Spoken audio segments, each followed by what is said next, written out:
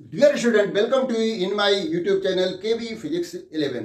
आज हम इस वीडियो में क्लास 11th के chapter laws of thermodynamics and thermal expansion से नीट एग्जाम में पूछे गए क्वेश्चंस को डिस्कस करेंगे। और इस पार्ट में हम केवल 2017 एंड 18 के क्वेश्चन को डिस्कस करने जा रहे हैं। तो आइए शुरू करते हैं। पहला क्वेश्चन देखिए क्या है कि a Carnot engine having efficiency 1/10 as heat engine is used as a refrigerator। यानी ये Carnot engine as a refrigerator use हो रहा है। If the work done on the system is 10 joule, then the amount of energy absorbed from the reservoir at lower temperature। तो जब refrigerator work करता है तो वो क्या करता है कि अंदर का जो इनर एटमॉस्फेयर है रेफ्रिजरेटर का, उसके अंदर से हीट एब्जॉर्ब करता है, और जो वर्किंग सब्सटेंस जो गैस ली जाती है उस पर जो है एक्सटर्नल एजेंसी वर्क करती है। तो ये किया गया वर्क और जो उसने एनर्जी एब्जॉर्ब की है, हीट एनर्जी, वो मिल करके टोटल जो अमाउंट आएगा वो आउटर एटमॉस्फेयर में रिजेक्ट कर दी जाती है। तो देखिए इफिशिएंसी का फार्मूला हमें मालूम है कि ईटा इज इक्वल टू होता है work done upon heat absorb from the source. ये किसी भी इंजन की जो है इफिशिएंसी है, हीट एब्जॉर्ब। तो ईटा की वैल्यू 1/10 गिवन है, वर्क डन जो है 10 जूल गिवन है, और हीट एब्जॉर्ब मान लिया Q1 है। तो Q1 की वैल्यू हमें मालूम हो गई 100 जूल। ठीक है। तो जब ये engine as a refrigerator work करेगा, व्हेन ये रेफ्रिजरेटर वर्क्स तो क्या होता है कि वर्क डन कौन करता है? By external agency, by external agency plus heat absorbed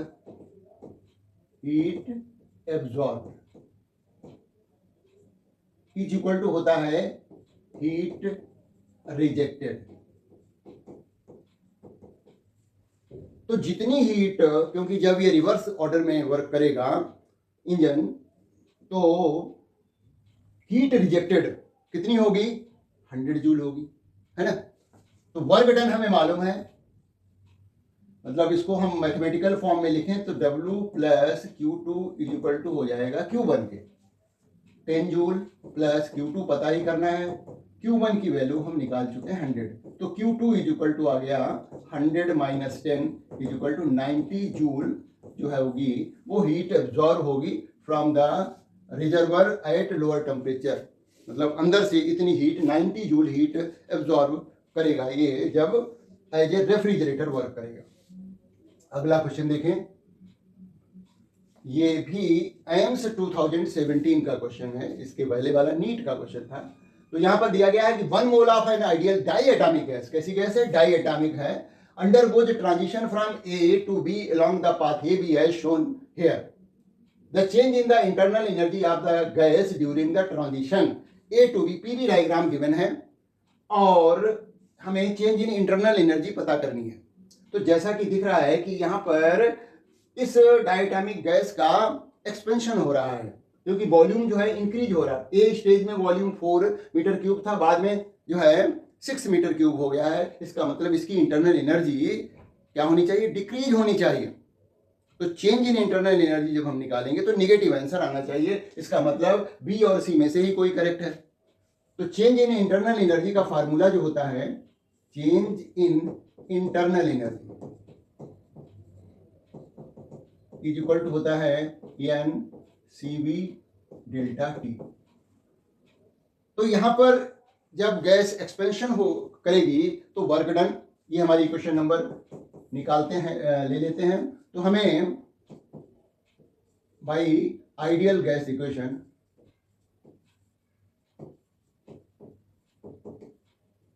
P delta V is equal to होता है NR डेल्टा T। ठीक है। देखिए हमें फाइनली तो यही फार्मूला यूज करना है। तो ये जो चेंजेस हो रहे हैं इसके अकॉर्डिंग हम क्या करेंगे कि डेल्टा T की वैल्यू निकालते हैं। यानी जो चेंज इन टेम्परेचर होगा ड्यू टू द एक्सपेंशन, वो इस आइडियल गैस इक्वेशन से पता कर लेते हैं। Delta T is equal to हो गया P delta V, P delta V upon N R. ये हुआ क्योंकि जो है gas A to B stage में जा रही है, तो ये हो जाएगा हमारा चेंज इन टेम्परेचर का मतलब हुआ T B minus T A. तो ये T B minus T A है, तो जब हम T B minus T A, ये हमारा डेल्टा टी है, ठीक है। अब हम इसको अपनी इक्वेशन फर्स्ट में इसको पुटअप करेंगे तो क्या होगा, यहां भी इसी के अकॉर्डिंग भाई बी स्टेज में उसका क्या प्रेशर और वॉल्यूम है ना। तो ये 1/NR तो कॉमन हो जाएगा। यहां पर जब इसके अकॉर्डिंग करेंगे स्टेज के अकॉर्डिंग, तो ये हो जाएगा पी बी और B V minus P A V A, ये हो जाएगा T B minus T A. मतलब चेंज इन टेम्परेचर का ये फार्मूला आ गया, वो हम इक्वेशन 1 में रख दे रहे हैं, है ना। तो change in internal energy N C B और डेल्टा टी की वैल्यू ये लिख दे रहे हैं। देखिए सी बी तो रहा और ये आ जाएगा आपका, यहां पर रखिए वैल्यू एन, सीबी की वैल्यू भी रख देते हैं, है ना। डायटोमिक गैस के लिए 5/2 आर होती है, ये सीबी की वैल्यू हो गई। अब डेल्टा टी की वैल्यू यही रखनी पड़ेगी हमें, यहां पर वो आ जाएगा into 1/NR P B B B minus P A V A, ठीक है। देखिए ये एन से एन कट गया, आर से आर कट गया, तो 5/2 into P into B, P B मतलब पी और वी वॉल्यूम, बी के करस्पॉन्डिंग जो है प्रेशर 6 है, सॉरी 2 है, और वॉल्यूम 6 है, और 2 क्या है किलो पास्कल में है, तो 2 इंटू 10⁻³ इंटू वॉल्यूम 6 है, तो 6 माइनस ए के करस्पॉन्डिंग प्रेशर और वॉल्यूम क्या है, ए के करस्पॉन्डिंग प्रेशर जो है वो 5 है किलो पास्कल, पास्कल में चेंज कर दिया, इंटू वॉल्यूम 4 है। अब इसको सॉल्व कर ले, रिजल्ट आ जाता है, तो 5/2, देखिए ये क्या हुआ 12 इंटू 10⁻³ माइनस 20 इंटू 10⁻³। 12 और 20 को माइनस किया तो माइनस का आएगा 5/2 इंटू -8 इंटू 10⁻3। इसको कट करें 4 जा, तो 5 4 जा 20 -20 इंटू 10⁻3 जूल। अब इसको किलो जूल में कन्वर्ट करें तो -20 किलो जूल आ जाता है। तो हमारा ये ऑप्शन करेक्ट हो जाता है, सी, है ना। नेक्स्ट क्वेश्चन देखें, ये भी नीट 2017 का क्वेश्चन है। यहां पर दिया हुआ 2 rods A and B of different material are welded together as shown in figure. Their thermal conductivities are K1 and K2. The thermal conductivity of composite rod will be, हमें देखिए 2 rod दिखाई गई हैं A और B, ये similar rods हैं, बस इनके मटेरियल डिफरेंट हैं, जिनकी कंडक्टिविटी K1 और K2 गिवन है, और इनके एंड्स पे जो टेम्परेचर डिफरेंस है वो T2 माइनस T1 है। दोनों रॉड के क्रॉस जो टेम्परेचर डिफरेंस है वो सेम है, इसका मतलब ये पैरेलल कॉम्बिनेशन का केस है। तो पैरेलल कॉम्बिनेशन में इक्विवेलेंट कंडक्टिविटी के लिए फार्मूला होता है इन पैरेलल कॉम्बिनेशन,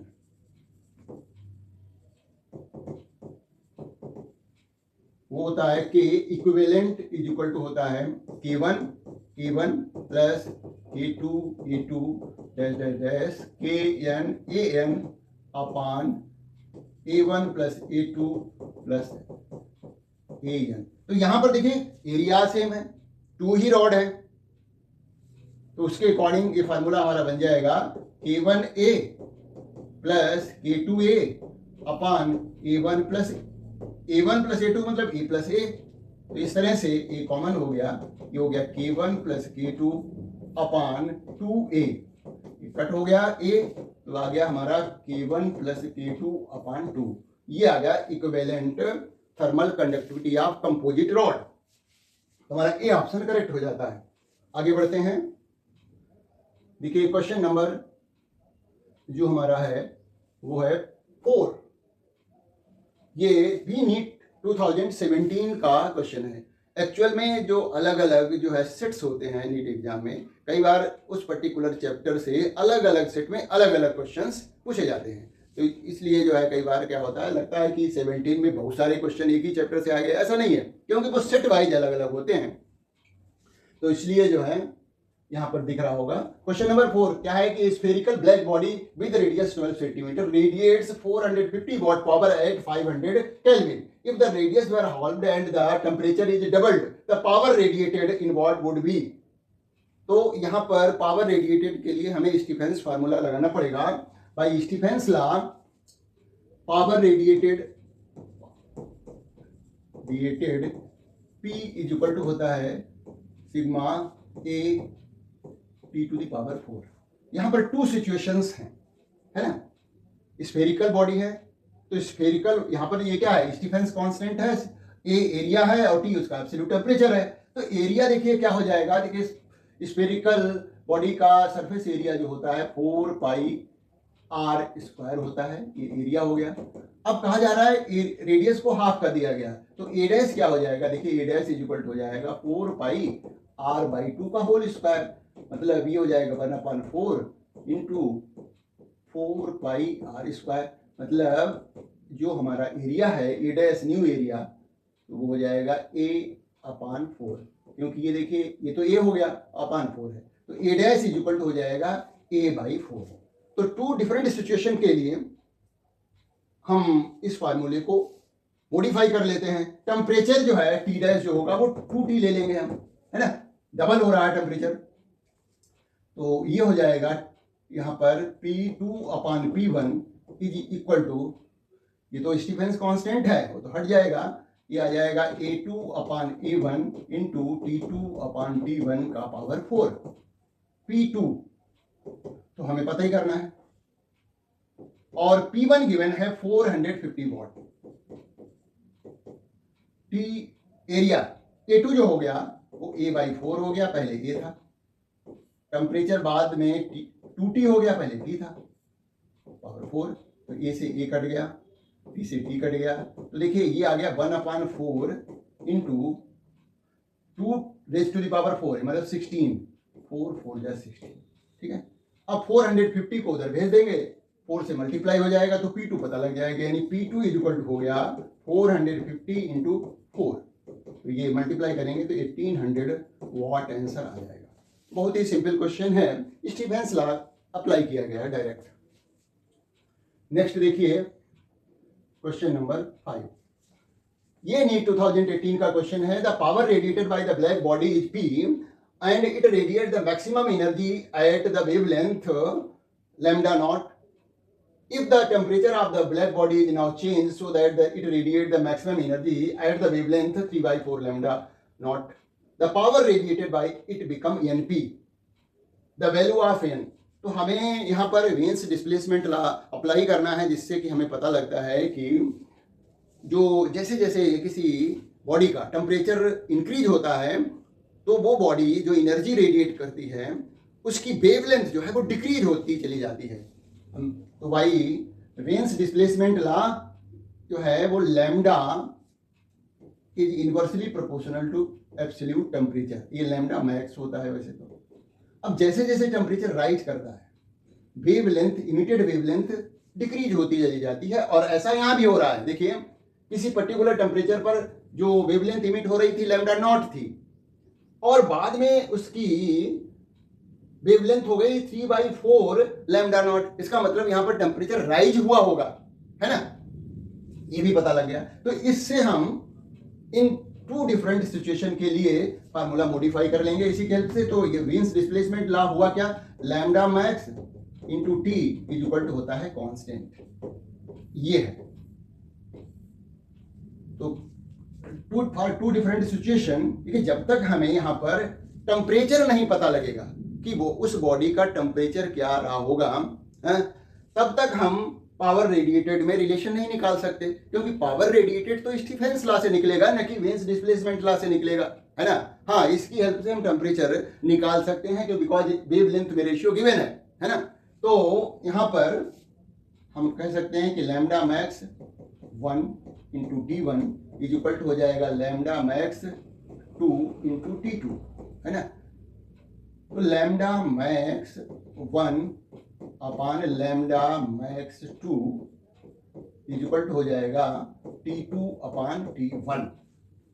अब इसकी हेल्प से हम T1 T2 का रेशियो पता कर लेंगे। देखिएगा यहाँ पर लैम्डा मैक्स की वैल्यू पहले केस में लैम्डा नॉट दी गई है, तो ये तो हो गया लैम्डा नॉट। बाद में वेवलेंथ हो गई है इतनी, तो ये हो गया 3/4 lambda naught is equal to हो गया T2 अपान T1। ये कट हो गया, तो इससे हमें पता लग गया कि T2 upon T1 is equal to ये 4 ऊपर चला गया 3/4, ये रिलेशन आ गया। अब हम स्टीफेंस लॉ अप्लाई करेंगे। देखिए यहाँ पर क्या है, बॉडी वही है, केवल उसका टेम्परेचर चेंज हो रहा है, इसका मतलब उसका एरिया जो है वो सेम रहेगा। तो by Stefan's law power radiated P is equal to होता है sigma A T to the power 4। यहाँ पर देखिए बॉडी सेम होने की वजह से सिग्मा और एरिया ये एज ए कांस्टेंट वर्क करेंगे, केवल टेम्परेचर पर पावर रेडिएटेड डिपेंड करेगी। तो टू डिफरेंट सिचुएशन के लिए हम इसको मॉडिफाई करें तो ये हो जाएगा P2 upon P1 is equal to हो जाएगा T2 upon T1 to the power 4। ये अब हम इसमें वैल्यू रख देते हैं। T2 अपान T1 की वैल्यू 4/3 हम ले गए, है ना। तो ये हो जाएगा हमारा P2। देखिए P2 की वैल्यू यहीं आगे लिख देते हैं। P2 जो है बाद में कितना हो गया, NP हो गया, पहले कितना था, P था, is equal to 4/3 to the power 4। तो P से P कट गया, हमें N की वैल्यू पता करनी थी, तो N इज इक्वल टू आ गया 4/3 टू द पावर 4 है, तो ये हो गया आपका 256/81। तो N की वैल्यू आ गई 256/81, जो कि ऑप्शन ए में गिवन है। द वैल्यू ऑफ N ही तो पता करनी थी, ठीक है। नेक्स्ट क्वेश्चन देखते हैं। देखिए ये है क्वेश्चन नंबर 6 एम्स 2018 का क्वेश्चन है। A gas consisting of a rigid diatomic molecule was initially under standard condition। Standard condition का मतलब है उसका जो प्रेशर है वो 1 एटमॉस्फेरिक प्रेशर के इक्वल है, और टेम्परेचर उसका 27 डिग्री सेल्सियस कहें या 300 केल्विन है ना। तो प्रेशर इसका मतलब अंडर स्टैंडर्ड कंडीशन का मतलब P इज इक्वल टू है 1.01 into 10 to the power 5 newton पर मीटर स्क्वायर, और जो टेम्परेचर है केल्विन में वो हो जाएगा 300 केल्विन या 27 डिग्री सेल्सियस। हम केल्विन में यहाँ पर यूज करेंगे। अच्छा, जब गैस कंप्रेस्ड की गई adiabatically to 1/5 of its volume, तो कंप्रेशन में हीट जनरेट होगी, है ना। तो सडनली कंप्रेस की जा रही है, तो जिससे कि इस गैस का टेम्परेचर राइज हो जाएगा, है ना। और हमें निकालना है what will be the mean kinetic energy of rotating molecule in the final stage, ये क्वेश्चन है। तो गैस को कंप्रेस किया गया है एडियाबेटिकली, और हमें निकालना है mean kinetic energy. Mean kinetic energy का फार्मूला जो होता है मीन के डायटोमिक गैस के लिए वो होता है KB इंटू टी। तो ये तो KB तो बोल्ट्जमैन कांस्टेंट है, T उसका एब्सोल्यूट टेम्परेचर है। तो पहले तो हम एब्सोल्यूट टेम्परेचर पता करें, क्योंकि यहाँ पर कहीं पर भी टेम्परेचर की बात नहीं की गई है ना। केवल एडियाबेटिकली कंप्रेस की जाएगी तो टेम्परेचर तो राइज होना ही होना है। तो हम एडियाबेटिक इक्वेशन लगाएं, अलग अलग रिलेशन है एडियाबेटिक के, 3 एडियाबेटिक प्रोसेस के 3 रिलेशन है, उसमें हम टेम्परेचर और वॉल्यूम वाला रिलेशन ले रहे हैं। T1 V1 to the power gamma -1 is equal to होता है T2 V2 to the power gamma -1। Gamma क्या है, CP/CP का रेशियो है, और गामा डायटोमिक गैस के लिए 7/5 होता है, या कहीं 1.4 होता है ना। तो ये हो जाएगा V1/V2, V2 को इधर ले आए to the power gamma -1 is equal to हो जाएगा T2/T1, ठीक है। ये हमारा देखिए T1 है 300 केल्विन। V1 की वैल्यू हमें मालूम है, V1 पहले मान लिया V था, अब V2 जो है V/5 हो गया है, 1/5 ऑफ द इनिशियल वॉल्यूम। तो वही हम लिखेंगे यहाँ पर, पहले V और फिर हो गया V/4 to the power 7/5 - 1 is equal to T2/300। B से B कैंसिल हो गया, ये 5 ऊपर चला गया तो 5 टू द पावर आ जाएगा, देखिए 2/5 इज इक्वल टू हो गया T2/300। T2 की वैल्यू निकाल लीजिए, है ना। तो T2 इज इक्वल टू हो गया 300 इंटू 5 टू द पावर 2/5। देखिए वैसे तो इसकी वैल्यू निकालना थोड़ा मुश्किल है, ये एक्चुअल में क्या है, ये 25 हो जाएगा टू द पावर 1/5, यानी 25 का 5th रूट निकालना है। तो उसकी वैल्यू जो होती है वो अप्रॉक्सीमेटली 1.9 है। तो ये हो गया 570 केल्विन, ये टेम्परेचर हो गया T2। अब हमें इसके बेसिस पे, इस टेम्परेचर के बेसिस पे मीन काइनेटिक एनर्जी निकाल देनी है। तो mean kinetic energy of rotating molecule, है ना, मीन के ऑफ रोटेटिंग मॉलिक्यूल का फार्मूला होता है KB इंटू टी। KB की value 1.38 into 10 to the power -23 into kelvin में जो टेम्परेचर आया है वो 570 आया है। मल्टीप्लाई करना है आपको इसका। तो मल्टीप्लाई जब करेंगे, हमने थोड़ा अप्रॉक्सीमेट वैल्यू ली है, जो 25 का 5th रूट निकाला है, उसके अकॉर्डिंग ये वैल्यू जो आई थी वो 570 आई थी। तो 1.38 को 570 से मल्टीप्लाई करें तो देखिए कितना आता है, 000 और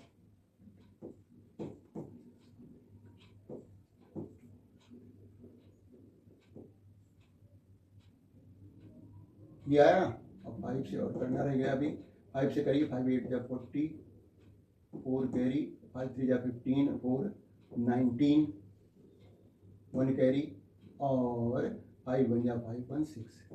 तो ये रिजल्ट आया है हमारा। तो आ गया 06687, 2 प्लेस डेसिमल लग गया, सॉरी ये है 2 प्लेस डेसिमल। तो 786 मीन काइनेटिक एनर्जी आ गई। और साथ में देखिए 10 टू द पावर 23 -23 तो रहेगा ही रहेगा, इतनी एनर्जी आ गई। अब देखिए यहाँ पर जो ऑप्शंस दिए गए हैं वो में काफ़ी डिफरेंस है। शुरू में देखिए बहुत कम वैल्यू दी गई है। हाँ, ये दो रिजल्ट्स हैं काफ़ी क्लोज हैं देखा जाए, लेकिन ये 787 है तो हमारा रिजल्ट 787 के अप्रॉक्सीमेट आया है, तो हमारा सी ऑप्शन करेक्ट हो जाता है। तो इस तरह से हमने mean kinetic energy of rotating molecules निकाल दी एक पर्टिकुलर फार्मूले की हेल्प से। आगे बढ़ते हैं।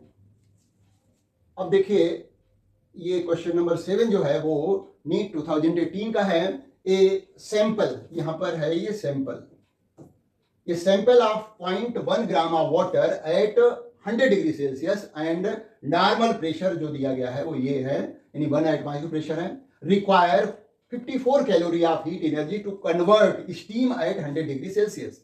यानी वाटर जो 100 डिग्री सेल्सियस पे है वो 100 डिग्री सेल्सियस की स्टीम में कन्वर्ट हो रहा है। If the volume of the steam produced is 1.67.1 cc, the change in internal energy of the sample। तो यहाँ पर Q गिवन है, कैलोरी में है, उसको जूल में कन्वर्ट कर देंगे। जब गैस मतलब गैस क्या जो वाटर है वो स्टीम में कन्वर्ट होगा तो वर्क डन हम उसमें निकाल लेंगे, है ना, P इंटू डेल्टा वी से। और इंटरनल एनर्जी चेंज करना है, पता करना है, तो इसका मतलब हम फर्स्ट लॉ ऑफ थर्मोडायनामिक्स लगाना पड़ेगा यहाँ पर इस केस में, क्योंकि वाटर का केस है।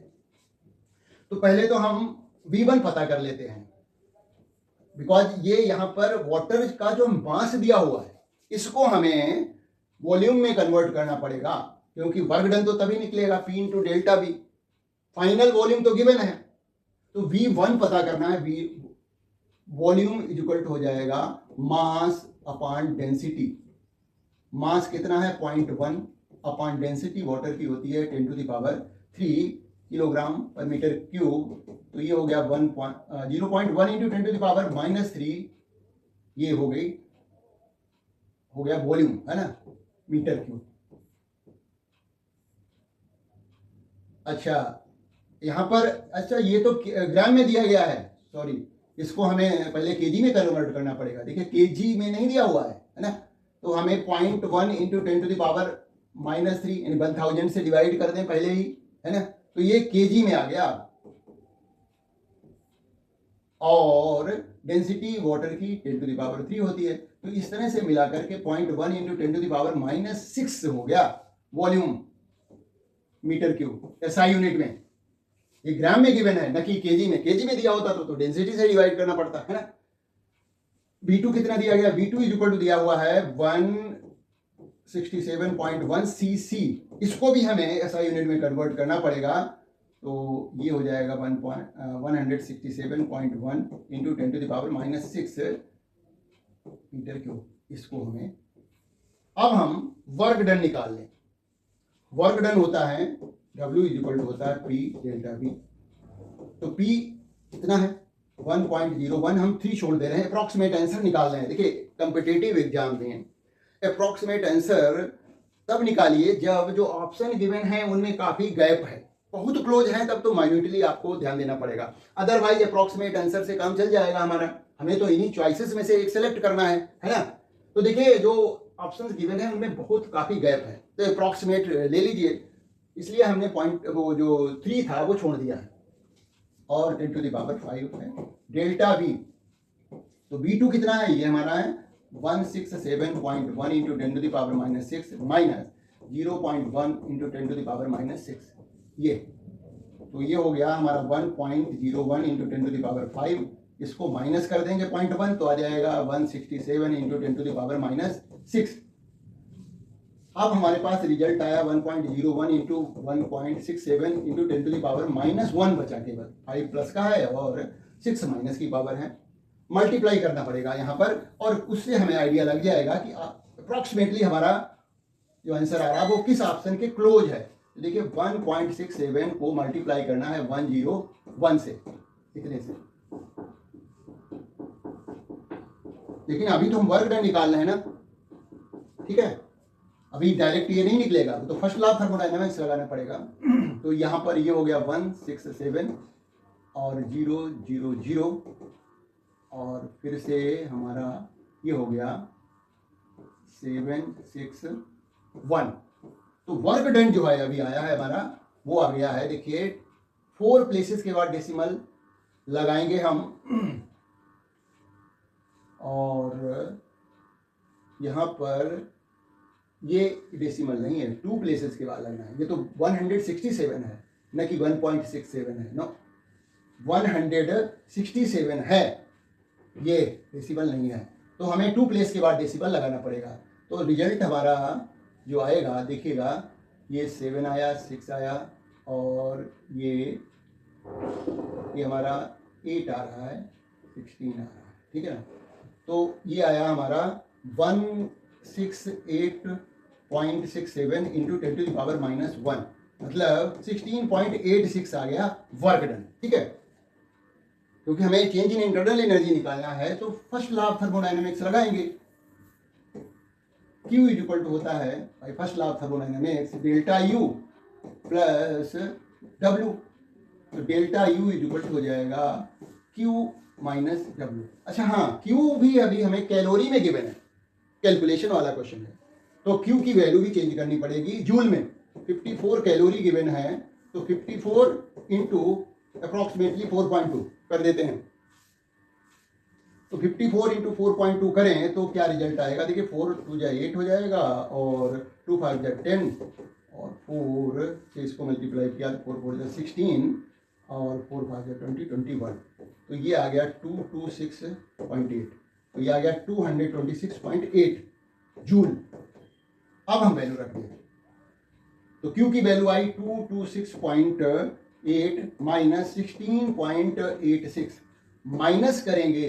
देखिए यहाँ पर हम 16.86 माइनस करते हैं इसमें से, तो यहाँ पर आ जाएगा हमारा 4, ये हो जाएगा 9, और ये 15 ये भी 9 हो गया, 0 हो गया, 209.94। तो ये 209 के अप्रॉक्सीमेट ये ऑप्शन है, तो ये हमारा बी ऑप्शन करेक्ट हो जाता है। बाकी ये आंसर तो काफ़ी दूर है। तो इस तरह से हमने इस क्वेश्चन में देखा जाए बहुत सारा कैलकुलेशन था, कई बार मल्टीप्लाई करना पड़ा, तो लेकिन बहुत मुश्किल नहीं क्वेश्चन। आगे बढ़ते हैं। अगला क्वेश्चन है हमारा, बहुत ही सिंपल क्वेश्चन है। The efficiency of an ideal heat engine working between freezing point and boiling point of water is. NEET 2018 का क्वेश्चन है। परसेंटेज हमें एफिशिएंसी निकालनी है, परसेंटेज एफिशिएंसी निकालनी है। तो हमें मालूम है कि एफिशिएंसी इज इक्वल टू होता है 1 माइनस T2/T1। यहाँ पर जो फ्रीजिंग पॉइंट और बॉइलिंग पॉइंट के बीच वर्क कर रहा है आइडियल इंजन, तो T1 जो है वो हायर टेम्परेचर होता है, मतलब बॉइलिंग पॉइंट वाला होगा। तो 100 degree Celsius is equal to हो जाएगा 373 केल्विन, और T2 जो है वो freezing point 0 degree Celsius is equal to हो जाएगा 273 केल्विन।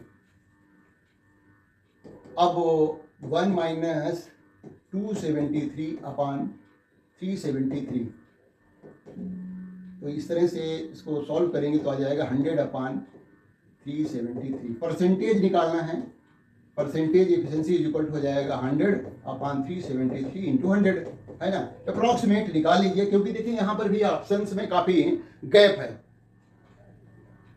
तो जब हम 373 से डिवाइड करेंगे 10,000 का को, तो आ जाएगा 26.8% अप्रॉक्सीमेटली, है ना। तो इसमें से आसानी से हम सी ऑप्शन सिलेक्ट कर लेंगे। इवन यहाँ पर हम जो है इसको 373 को 370 कर लें, 3 की जगह पर 0 कर लें, एक 0 काट दें, तो 37 से 1000 को डिवाइड कर लें, तो उससे हमारा ऑप्शन पता लग जाएगा। हम पूरा 373 से क्यों करें डिवाइड, है ना। अप्रॉक्सीमेट आंसर ही तो निकालना है। आगे बढ़ते हैं। ये लास्ट क्वेश्चन है नीट 2018 का। The volume we of monoatomic gas, gas कैसी है, मोनोएटॉमिक। देखिए ये ध्यान जरूर रखना है कि गैस कैसी है ना, क्योंकि डेटा उसी के अकॉर्डिंग चेंज हो जाएगा। तो monoatomic gas varies with temperature T as shown in graph. The ratio of the work done by the gas to the heat absorb by it when it undergoes a change from state A to state B। देखिए यहाँ पर VT graph है, इसका मतलब, और straight line है, तो B proportional to T है, तो V/T is equal to constant हो गया। ये चार्ल्स लॉ हो गया फिर तो, मतलब ये कांस्टेंट प्रेशर होता है। चार्ल्स लॉ में कांस्टेंट क्या होता है, pressure, right. Constant pressure V proportional to T, यही तो चार्ल्स लॉ है।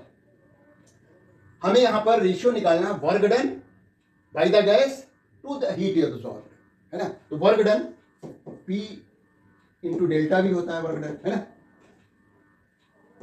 और by ideal gas equation P delta B is equal to होता है NR डेल्टा T। वॉल्यूम का प्रोपोर्शनल है टेम्परेचर के साथ में, तो डेल्टा T का मतलब ये हुआ कि जो फाइनल स्टेज B है उसका टेम्परेचर और इनिशियल स्टेज A पर जो टेम्परेचर था, तो इसको हम लिख सकते हैं NRTB माइनस TA। ये डेल्टा T हो गया, यही हमारी इक्वेशन 1 हो गई। यानी वर्क इक्वल टू हो गया NRTB माइनस TA। अब हम क्या करेंगे, हीट एब्जॉर्ब पता करेंगे, और मोनोएटॉमिक गैस है और कांस्टेंट प्रेशर है ना। तो heat absorb Q is equal to होता है NCP, specific heat of the gas at constant pressure लेना पड़ेगा। यहाँ पर N नंबर ऑफ मोल्स है, तो NCP delta T। NCP of monoatomic gas होता है 5/2 R, और डेल्टा T का मतलब यहाँ पर भी वही है, TB माइनस TA। ये हो गया Q। अब हमें W/Q करना है, तो W/Q इज इक्वल टू हो जाएगा NRTB minus TA upon N into 5/2 RTB minus TA। देखिए ये कट गया, NR से NR कट गया, और डिनोमिनेटर में आया 5/2, ये रेसिप्रोकल हो जाएगा, तो ये हो जाएगा 2/5। तो वर्क डन और हीट एब्जॉर्ब का रेशियो आया 2/5, जो कि हमारा सी ऑप्शन में गिवन है। तो आज हमने इस तरह से 2018 और 17 के क्वेश्चंस डिस्कस किए हैं, जो कि नीट और एम्स में पूछे गए थे। अब हम अगले वीडियो में आगे के क्वेश्चन डिस्कस करेंगे। तो मिलते हैं एक नए वीडियो में। Dear student, welcome to in my YouTube channel.